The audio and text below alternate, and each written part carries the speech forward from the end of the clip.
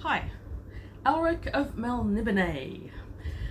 So this is an iconic book. It's had a huge influence over fantasy in general.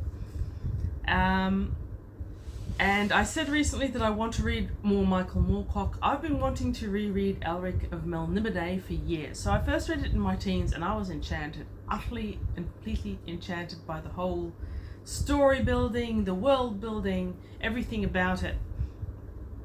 I read it again when I was in my 20s and I was living in Melbourne at the time. At that time I wasn't the only person reading it. I had a couple of friends that were as well. And so we used to joke about Melbourne being Melnibone, as in Elrik of Melnibone. And I'm not sure at that stage if any of us really knew how to pronounce it properly. I only found out, embarrassingly, last year that it's pronounced Melnibone, and despite the source being completely and utterly valid, I was a bit shell-shocked by that fact, and maybe a tiny bit disbelieving.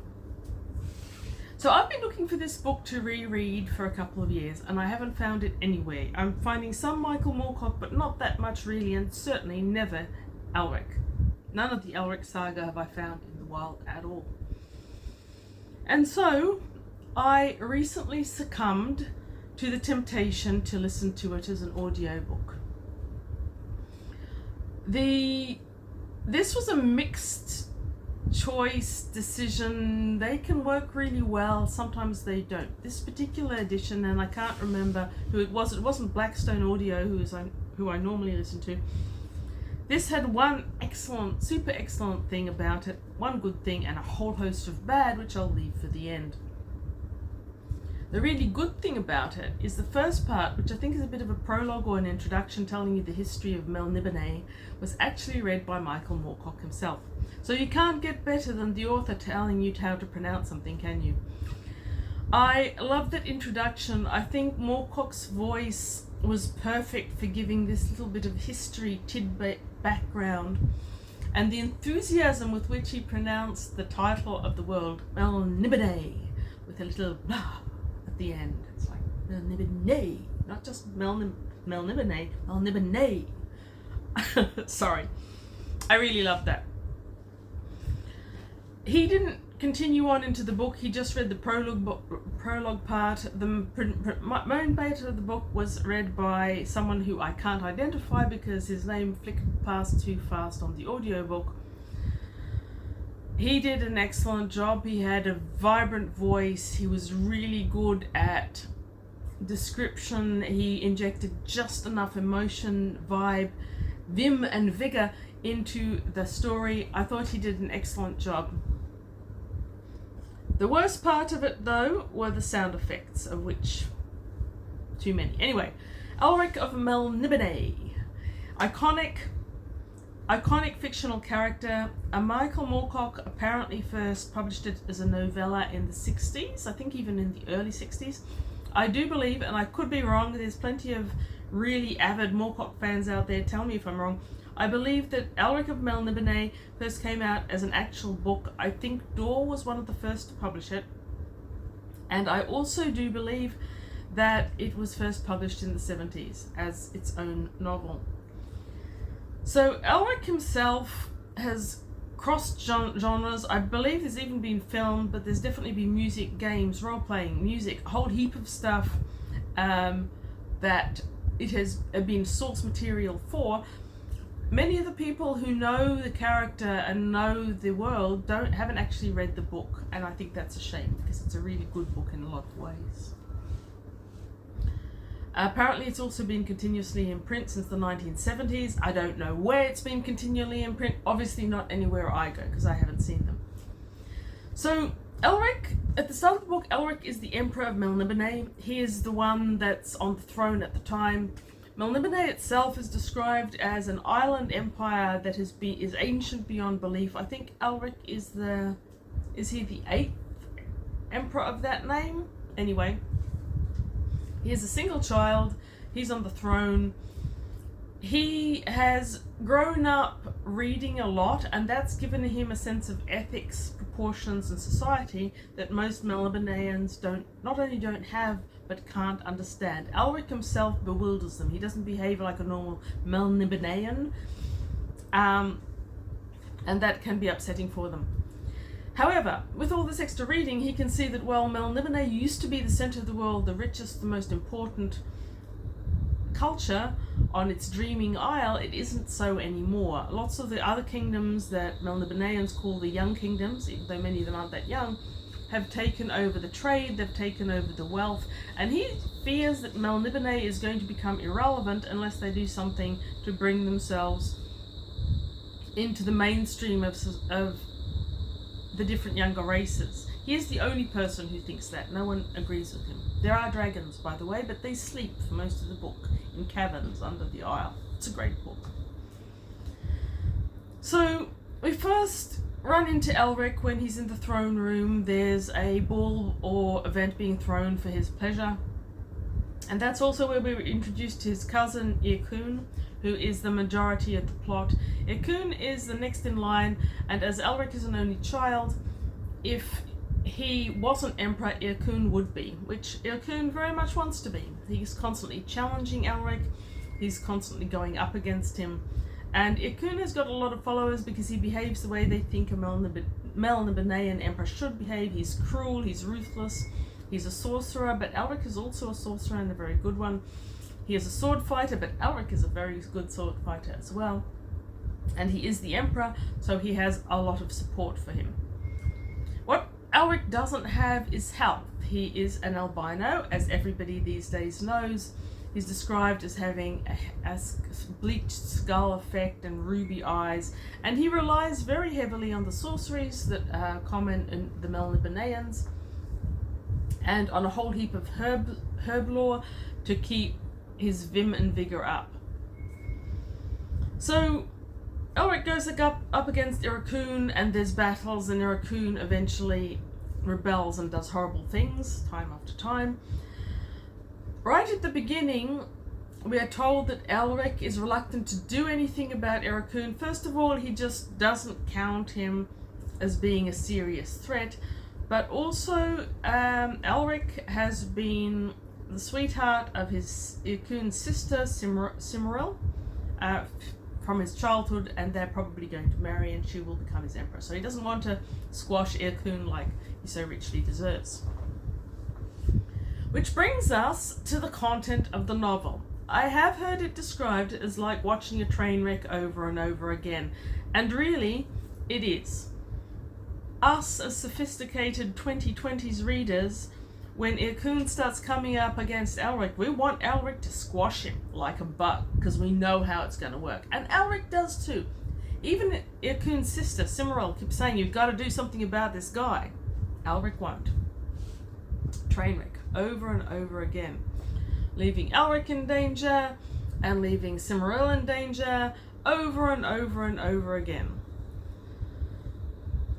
Until the reader is forced to suspect that maybe Irkun is actually right, and Elrik is useless as an emperor, and he should go wandering off into the new kingdoms, which he does at the end of the book.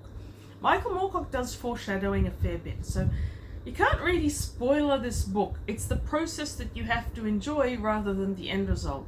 And you aren't going to find the end result in Elrik of Melnibone anyway, because it's a series, there's a lot more of it, and I can't find any of that. I would really like to keep reading from this point. Onward. Now, the biggest, excitingest scene at the end is after one of his many plots, Simril lies under rune magic, which can only be broken by Irkun.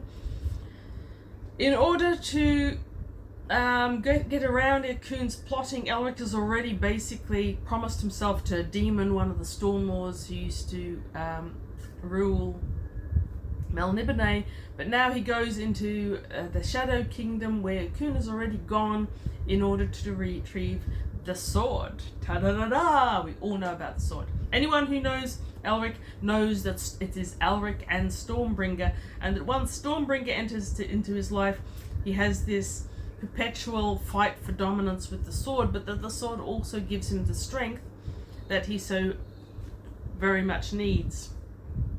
In an early battle on the golden ships of Melnibone against some raiders, Elrik goes on a ship with Iarkun and without taking any of his drugs with him.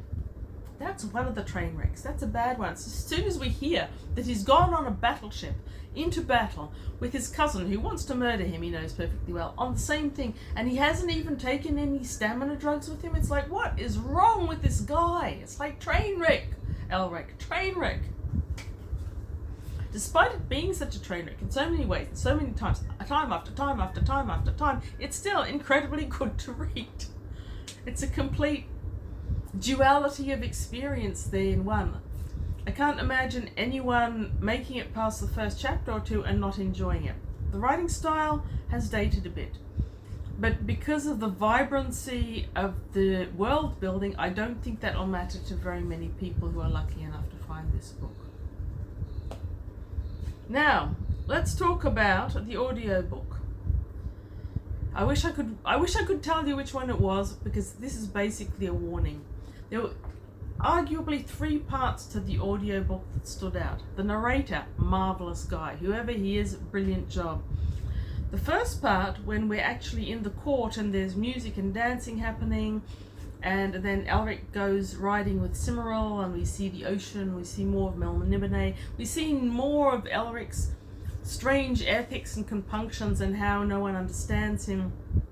We hear more about his background. All through this part, we've got this courtly music, more like set pieces, maybe quartets, and they're playing lightly in the background, and it's kind of perfect because in breaks you can hear the music, but it's music appropriate for what's going forward. It's just at the right level of volume too, so you're never distracted by the music. Now, in the mid-range of this particular audiobook, whoever been designing it up to there started getting some things really wrong. In one portion, when we're at the ocean, I think, and there's some magic happening, we get cymbals. Now, cymbals produce a ringing, sharp sound, which is how they're used. These ones were so loud you couldn't hear what Elrik was saying. Elric's voice was usually represented by the narrator as a slightly softer voice. Ding, ding, ding, ding. Whenever Elric's saying anything, you don't know what he's saying, and that was very annoying. Also, the consistent dinging that never ever stopped, no matter what was going on. It made you think you'd been transported into a lavender-painted room where people were trying to get you to do meditation while navel gazing. Very annoying. When the dinging finally stopped, we got a whole different level of music. Here it was more martial music, and it was loud. For the rest of the book, essentially, we'd have these short set pieces, and whenever they reached the crescendo of the music, you couldn't hear what was being said behind them. So whoever did that did poorly. I'm very sorry for the narrator. He didn't deserve that. I'm very sorry for me. I didn't deserve that. I wanted to hear the book. I didn't want to hear the orchestra. It didn't help that I actually do like classical music and I listen to it. So at times I had to turn off the audiobook because I was getting a headache trying to filter out the music, which is what I would normally be listening to, in order to hear the actual words that were being said. I did not love that. The last part of the book was pretty bad, but it had various effects. And during the final fight scene, brilliant fight scene by the way, Elrik has made it to the pulsing cavern and grabbed up Stormbringer at the same time as Iarkun is there, and he's grabbed up Mournblade, and they're fighting. Thank goodness the music sits in the background so you can hear the fight in detail. I actually rewound and listened to it again. It's such a good fight scene. And Elrik, as well as fighting Iarkun, who wants to kill him with Mournblade, is fighting Stormbringer, which wants to take him over. Brilliant, brilliant book. Very thoroughly worth reading. I don't know if it's Moorcock's best, but it's probably among his most famous, and it's well worth it. Would totally recommend anyone who can find this and the other books probably buying a whole lot of them and reading them at once. It's been so long since I read it that a lot of it I didn't actually remember. I did remember some characters like the Red Archer when Elrik goes through to the Shadow Realm. I'd occasionally get this, oh, I remember this was fun. But overall, great book. If you find it and you love classic SFF, if you like Moorcock in particular, get it, read it. It is so iconic to the entire fantasy genre. I'm sure there was lots of other things that I could and probably should say about Elrik of Melnibone and Michael Moorcock's amazing writing, but I can't remember them. Thank you for watching. Read good books, and definitely if you can find Elrik of Melnibone, read that, because that is without a doubt a good book.